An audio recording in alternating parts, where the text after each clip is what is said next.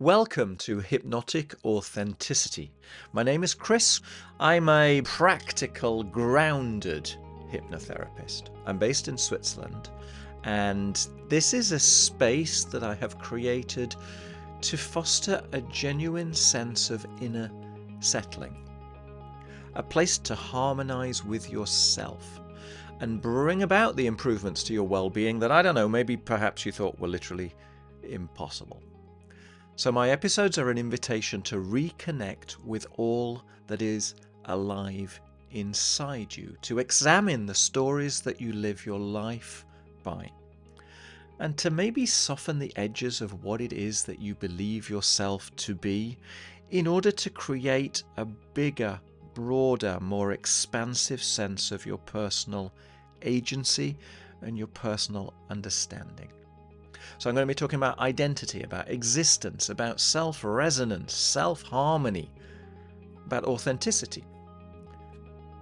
And that'll all be wrapped up with a sprinkling of hypnosis or guided meditation to help you settle, to help you align and return to yourself. So if you're ready, take a breath and let's begin. Would you like to know what it feels like to go into hypnosis? If so, that's going to be the topic of today's recording, because it's something that comes up quite a lot. People seem to be quite fascinated by what it is that it actually feels like to be in hypnosis, and sometimes they kind of nuance the question. It's like, well, my imagination's not that great, so is it going to work for me? Or there'll be some sort of element of, well, I don't want to be like a zombie. I don't want to tell you all the secrets that I've been holding on to all my life, or something like that. Okay, so let's start off with this idea of hypnosis is an I, not an it. So it's not a thing that somebody else places you in. It's very much a collaborative experience, but the experience that you have will depend upon, how you're feeling already that day, what it is that you're focused upon, what you're thinking about, what you're not thinking about, just where you are in the day. Your levels of energy, how tired you are, how optimistic you are, or negative you might be. All these things, you're going to bring your current head with you when you go into hypnosis. Then apparently different people are, there are different levels of what is called hypnotizability. Now, I'm not really sure about that, because in order to produce a scientific investigation of what it is to be hypnotized, then you have to standardize. You have to give every one of your subjects the same hypnotic induction and see how that works out.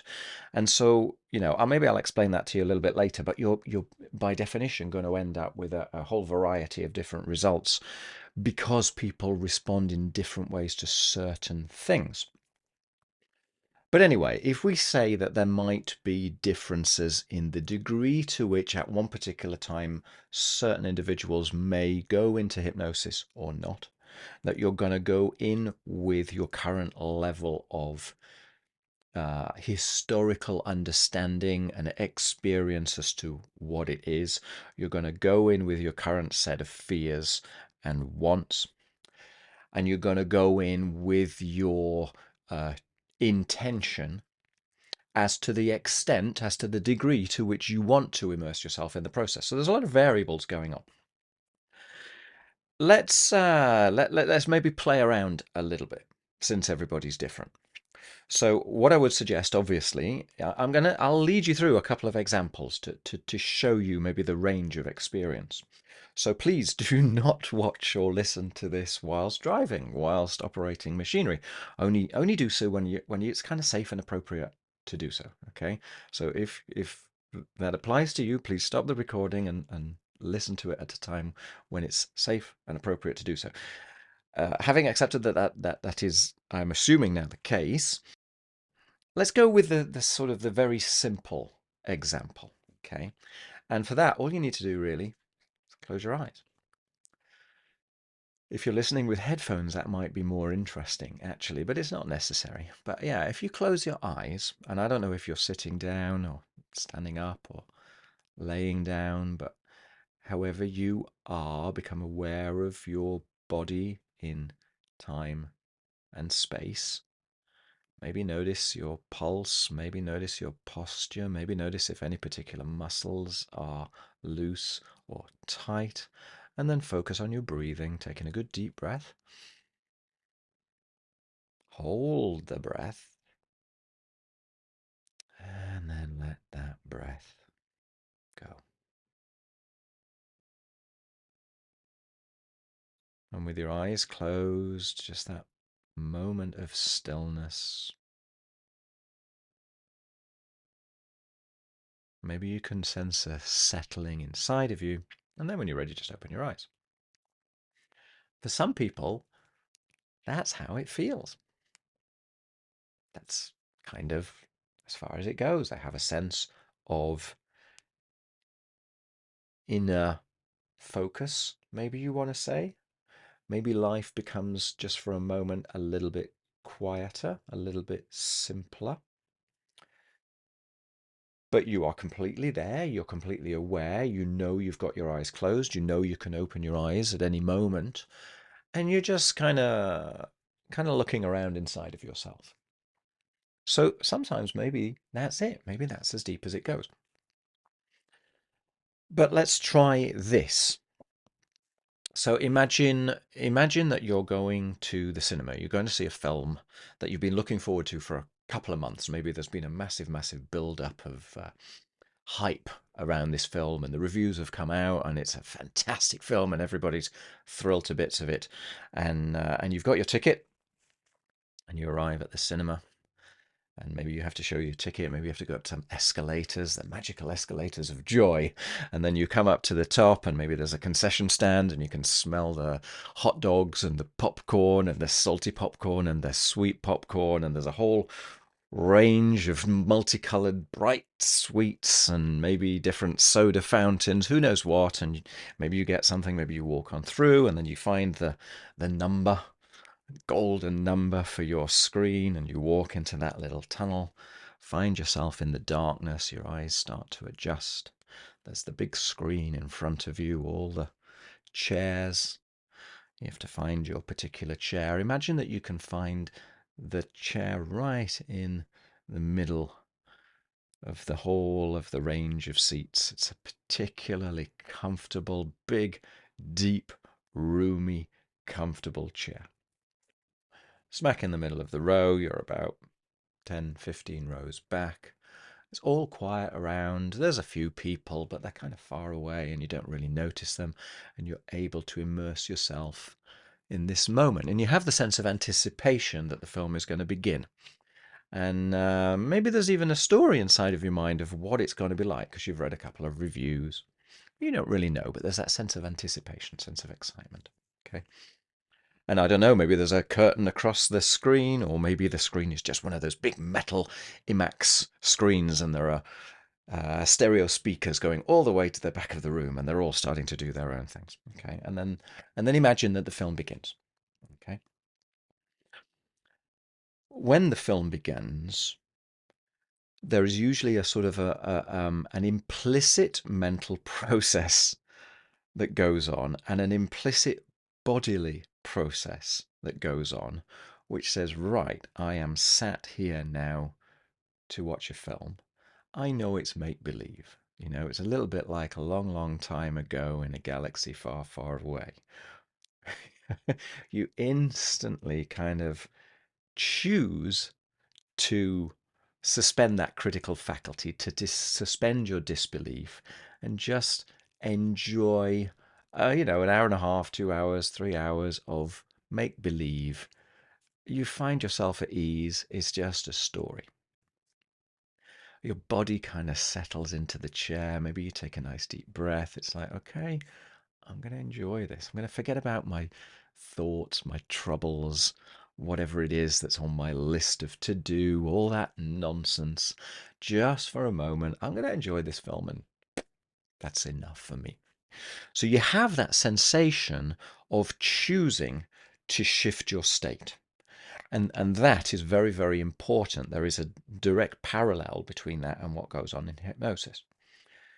But then let's kind of change the metaphor a little bit. So now imagine that instead of the film, whatever it was that you were going to see coming on screen, imagine that in that moment, everything on the screen is a reflection of your mind. And you can see the various thoughts flitting around on the screen. And imagine that the screen, in actual fact, is more like a sort of a 3D computer. So if you want, you can look at any of those thoughts and you can kind of tap on them with your mind and you can drill into them, or you can just let them float off. And you can notice all of those thoughts. And then if you look down below, you can start to notice a symbolic representation of all of your feelings, and you can relate to those feelings. And when you feel the feelings in your body, you see them on the screen, or when you see them on the screen, you feel them in your body. And then you notice that the film is being projected onto the screen and that it's coming from behind. And you can not only look at the screen, but you can go behind in the projectionist's room and you can see the projectionist and you can see the machinery by which these thoughts are being projected, that some of them are coming up onto the screen, that others, they don't even seem to appear on the screen, but they're there in the workings, in the mechanism, in the back of the projection room. Okay, maybe you can actually look at the operator of the projection and you can see what's going on in their mind, and you can notice their thoughts on their screen, and you can notice their projectionist, and you can go into their projection room and look at the mechanisms and the thought process and which things are being sent onto the screen and which are not, and so on and so on and so on.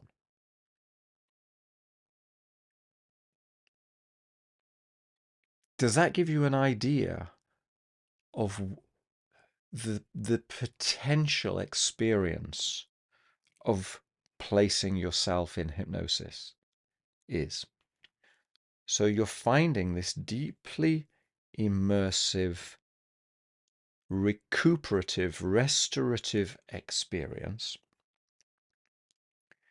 by which you are giving yourself the ability and the permission and the intention, perhaps, or the willingness to explore yourself, to see what you think you are, to feel what you feel,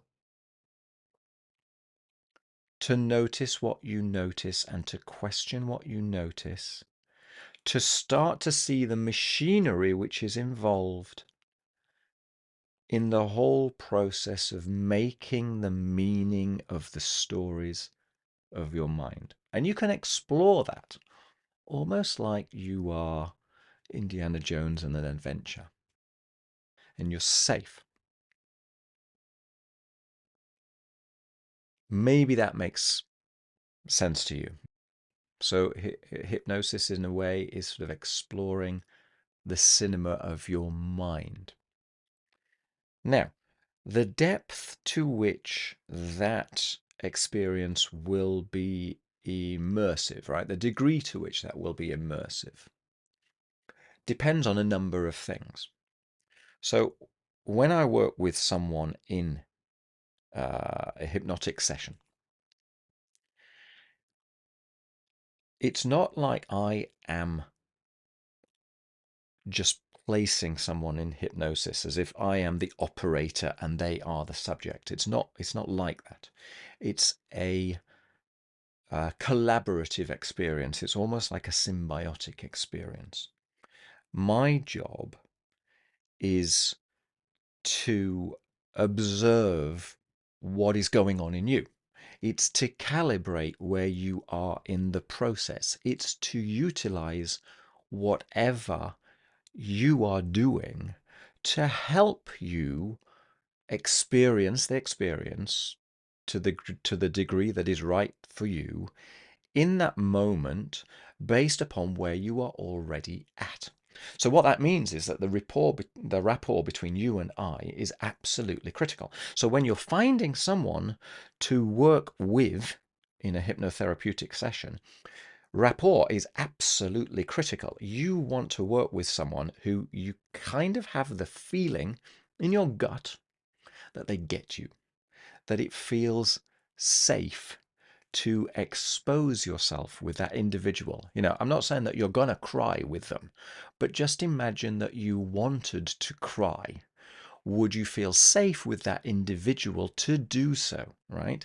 You want to be able to feel as though somehow or other the other person is on a similar wavelength to you so that you relate to each other, so you can be yourself, right? So that you can go into the experience and really live it as much as you can in that moment, without having to second guess what some other person's going to think about you or judge you upon. That's why rapport is absolutely essential. And similarly, the other person, the therapist, needs to get you, because my job is to be sensitive to that. It is not only to observe you, but it is to have my own sense of meaning as to what that is. I'm kind of going there with you, although I'm guiding you and helping you along your route wherever you choose to go. I'm, I'm kind of there with you. I'm kind of doing it with you. I'm constantly trying to work out where you are in order to um, compound and expand that sensation, in order to expand the possibilities that are inside of you, so that you feel completely safe to go and explore whatever comes up. Okay, so to get back to how that feels, for some people that feels wildly alive. It's like someone has just, you were looking down a tunnel, and somehow the tunnel has expanded and your vision is almost 360 degrees, and you've never experienced that before. I don't know if you've ever had the experience of having your ears syringed and for like 30 minutes or an hour afterwards, you can hear things on the other side of the room. You can hear conversations going that you would never normally pick up. Unfortunately, then it kind of goes back down to normal. But for that moment, it's quite breathtaking. Imagine that hypnosis might give you a window on yourself, which is a little bit like that. It can feel tremendously vivid, tremendously alive, but only to the extent that you feel comfortable to go there. So it is you, your choices, your goals, your expectation, your prior experience, the degree to which you feel safe, which is going to permit you to explore to the extent that feels right for you in the moment.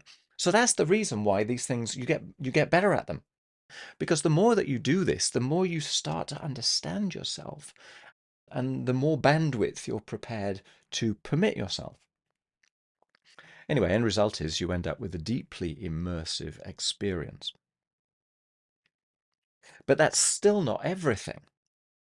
Now, I am a salesperson for hypnosis. I adore hypnosis. I place myself into self-hypnosis most days, because it's the ultimate tool, as far as I'm concerned, in my story, for understanding myself and resolving my confusions, whatever they may be. Okay, but how can I place that into words for you? So let's compare this with meditation. Okay, so in meditation, what you're doing is you're kind of quietening your mind and permitting whatever comes up to come up. In hypnosis, because you're focusing on yourself in a particular way, you're kind of doing a sort of a mental gymnastics. You are, to the extent that this fits with your story, allowing that conscious chattering part of your mind to go quieter. It doesn't go away completely. It's there, but it's like a sort of a quieter observer. Imagine that you're in the car and your conscious mind, your chattering inner monologue, is in the passenger seat next to you. It's not gone completely. It makes sure that everything is contextually safe and appropriate. But within that, it kind of lets you explore the rest. But it hasn't gone away completely, and so therefore you can bring an intention, or you can bring that conscious part of your mind back up and then drop it back down, and bring it back up and drop it back down. So you have a sort of a sense of the broader you, where that chattering conscious part of your mind is an element of you, but it's just a proportion of you. Whereas in your normal waking state, your normal presential state, it kind of feels like most of you, the chattering part of your mind. In hypnosis, it's much quieter.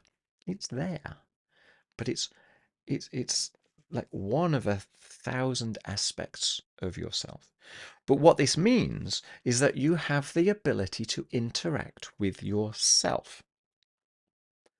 Now, whether you consider that to be a fact or whether you consider that to be a metaphor doesn't really matter.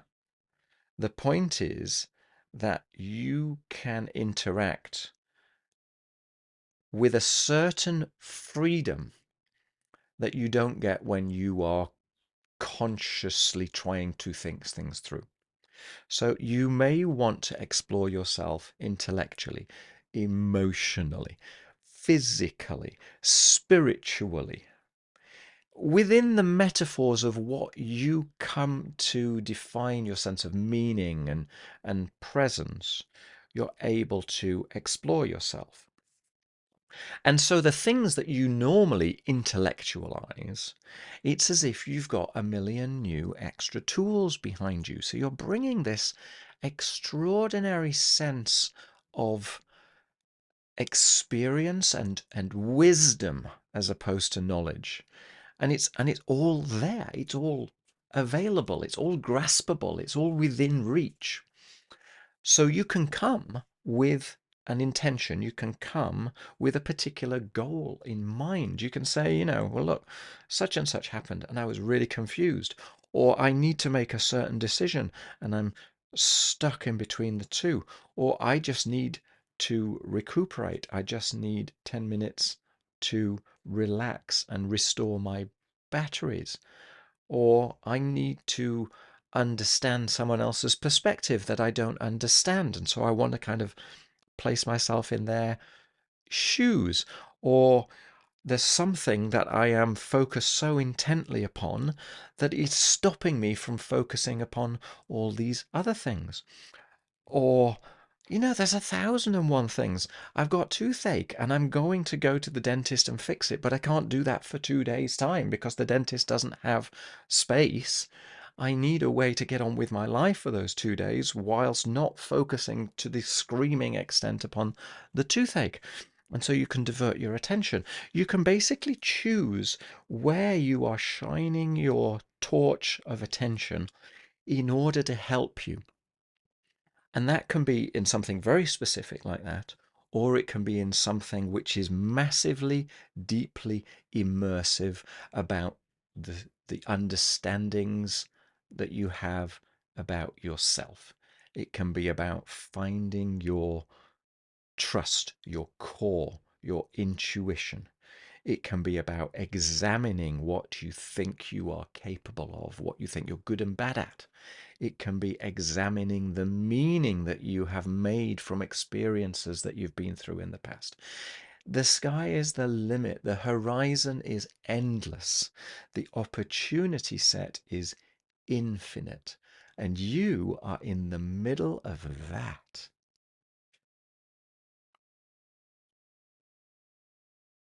I give you a simple example that just came to me in my mind. Okay, so hypnosis is not a state of eyelids. Okay, you can be in hypnosis with your eyes closed or with your eyes open. And sometimes what I do with people is I'll guide them into hypnosis. We'll go there with an objective in mind, and then they will look at the stories which are maintaining them in the position that they are in whilst in hypnosis, okay? And they'll have some kind of a revelatory understanding of themselves. And maybe that's all that happens. But sometimes what I do is when they're in this experience, when they are living through that kind of broader lens of what it is to experience themselves, I just suggest to them that maybe it would be interesting to open their eyes. And they open their eyes and they're in a room that obviously they've seen before. Now, I do a lot of work by Zoom. So, in actual fact, people will be in their own living room or their own bedroom.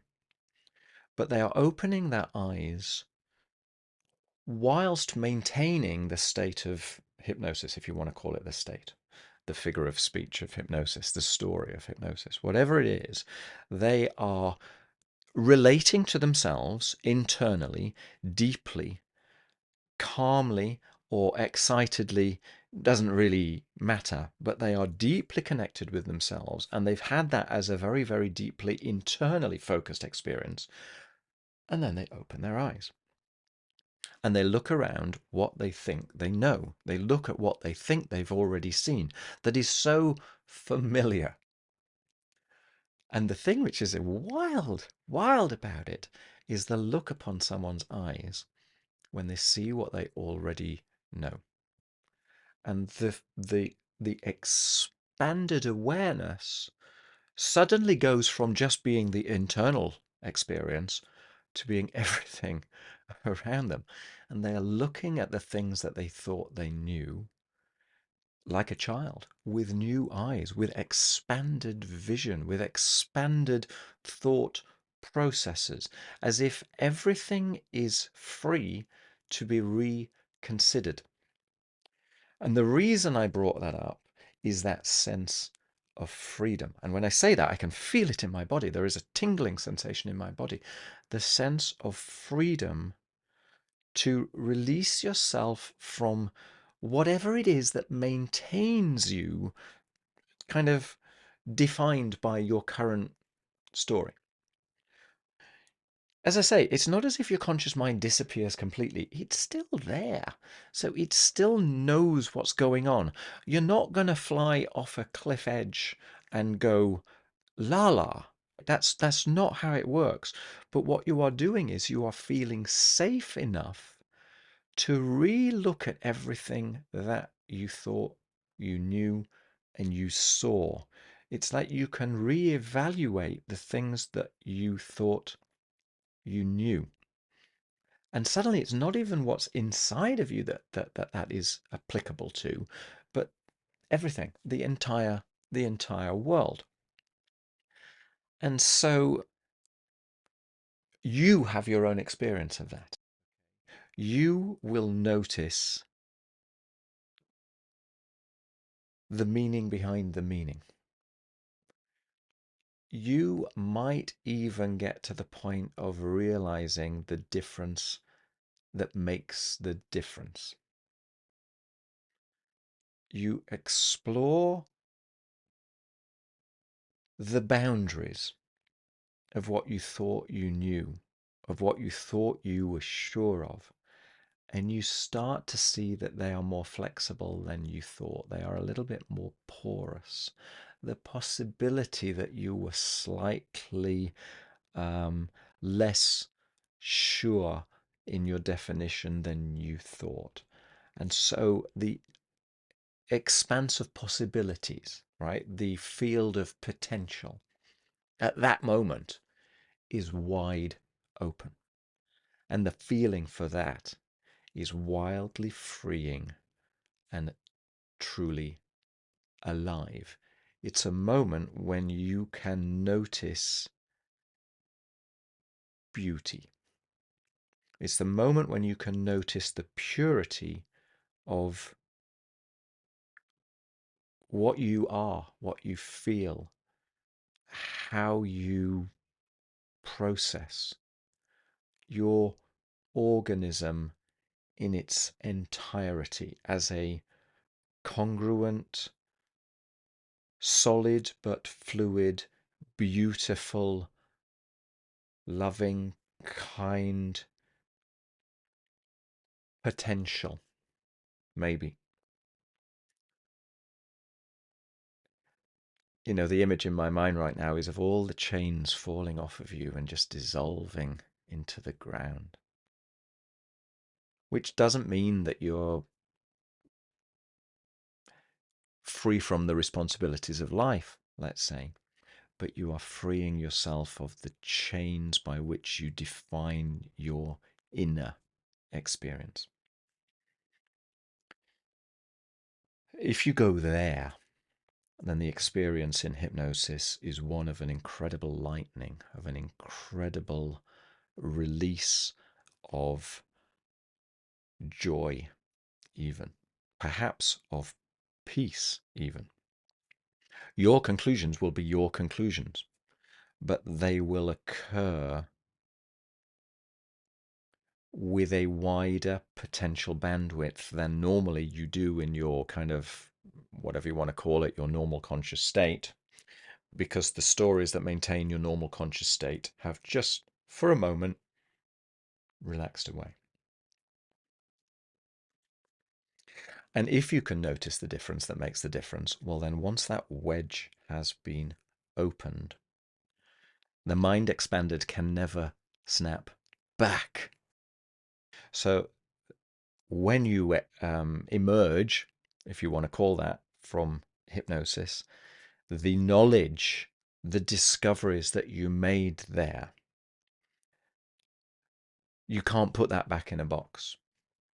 You have seen the other side. You have had an experience that contradicts what the chattering mind thought it knew.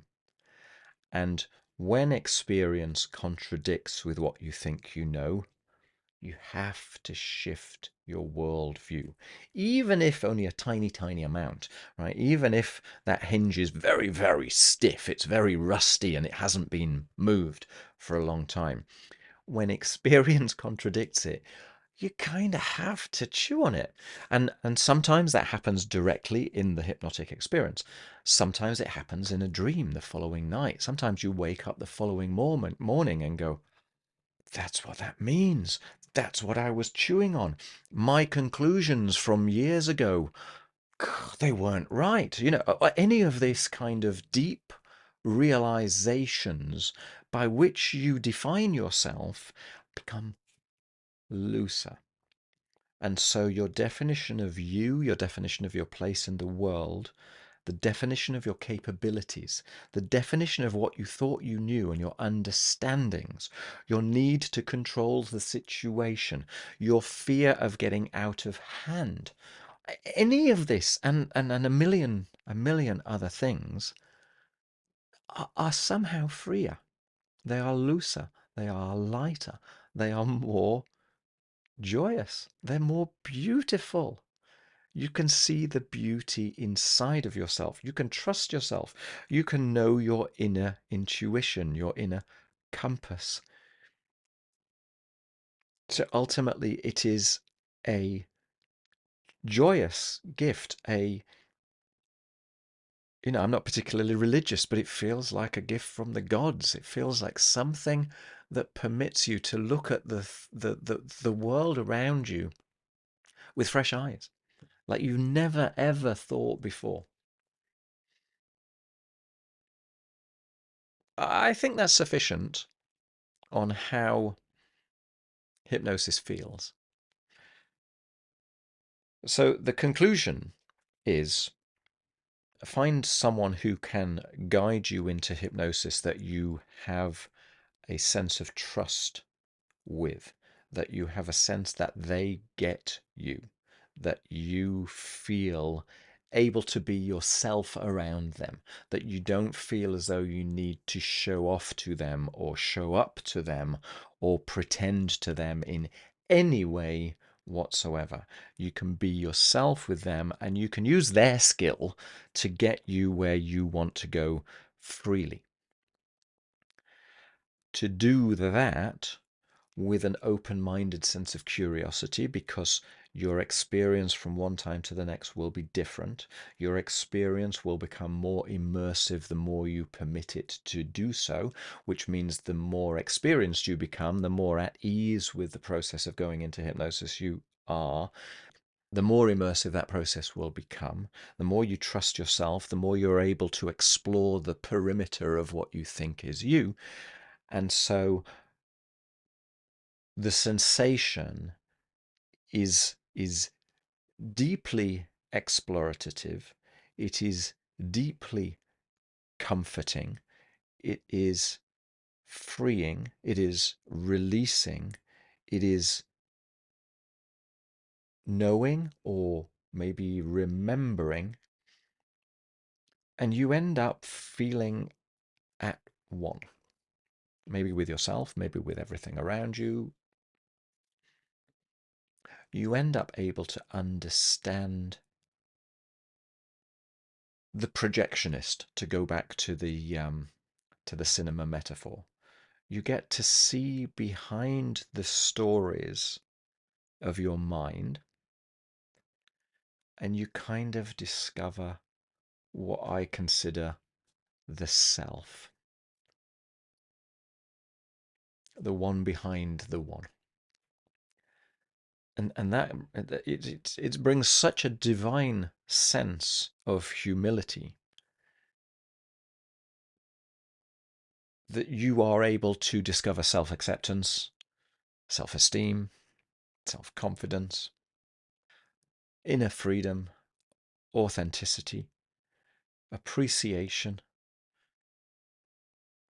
humility. Your ego is kind of put to the side. You start to know what is deeply meaningful and what is meaningless, and where the boundaries between them lie, what your true motivations in life are, what is meaningful to you. You trust all of you, and you trust the conclusions that you come to from that, in the full knowledge that perhaps those conclusions are not as rigid as you thought you were, but it all becomes okay. If I carry on, I have the feeling that I'm going to start repeating myself, because I'm at that point now of evangelizing about how it feels.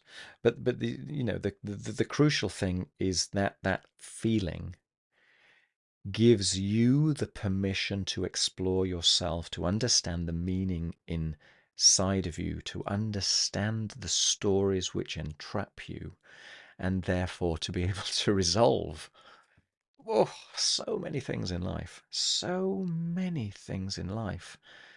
I could continue to list the things that you could solve in life through hypnosis all day long, and I wouldn't reach the end of the list. Okay, I reckon I've been talking for about half an hour, so I'll leave it at that. If that is of interest, by all means, get in contact with me. This is my job. I am absolutely thrilled to show people how to discover this side of themselves, whatever that means for them. And especially if you feel as though, maybe you're quite rigid in your thinking, or your imagination wouldn't let you go there. We're all able to find ourselves in a state of hypnosis without even realizing. Even the stories that say you would not be able to do such a thing, in itself you could consider a hypnotic trance, if that would be useful to you. So yeah, so by all means you can contact me, or you can find somebody. What you want to do, if you find someone that's going to lead you into hypnosis, you want to kick the tires. You want to understand them. You want to a certain extent, understand their values, because you want to find someone whose values are kind of aligned with yours. See, the thing is, it's not just a case of knowledge. It's not a case of technique. Anybody can learn the technique of hypnosis. It's got nothing to do with that. It's all to do with that sensitivity, that intuition, that connection with the other person. My job is partly guide. It's partly walking alongside you wherever you go, and trying to work out where you are and help you to feel safe, so that you can work through what emerges in your mind. It's partly kind of conflict resolution, where different parts of yourself may each have a very, very strong point of view, and kind of neither wants to back down. That I can have that sort of mediator role. But my main role is to deal with what emerges in you, which obviously I can't plan for, right? The whole purpose of my being there is to accept that you know where to go, not where I should lead you. But that means that I have to be incredibly sensitive as to where you are at the moment that we're going through. So we have a conversation. And then to come up with ways of looking at that, or meandering my thoughts as to how to look at that with the way that you already are choosing to go. And so that's why it's such a collaborative process. And so that's why it's extremely important that you find someone that you find credible, that you find is cohesive with your current core values, let's say, your current principles. You don't want someone that necessarily thinks the way that you do, because then you're just going to compound what you already believe in. But you want to have trust or faith, or this person must have a credibility that resonates with you in order that you feel comfortable to explore yourself freely, to come to conclusions about yourself freely, and to use that other person whenever that is necessary, let's say. Voila. Thank you for listening. Thank you for paying attention. Check me out on my website and send me an email, or write some comments down below. I would love to know, have you already had an experience of hypnosis? If so, what was that like? Does the way that I describe it to you, does that feel, similar to your experience? I would love to know. Everybody's different. Thank you for listening. If it supported you in some way or helped you to question your inner experience, then follow the show. Personally, I would be really grateful if you might also leave a quick rating. It makes a huge difference in terms of discoverability, so that other people who might benefit can find the podcast. If you prefer a visual element, check out Authentic Life Hypnosis on YouTube. And if you're looking for deeper work beyond one-way audio yourself, you're very welcome to reach out. Equally, if you have any questions, I'm here to help. Until next time.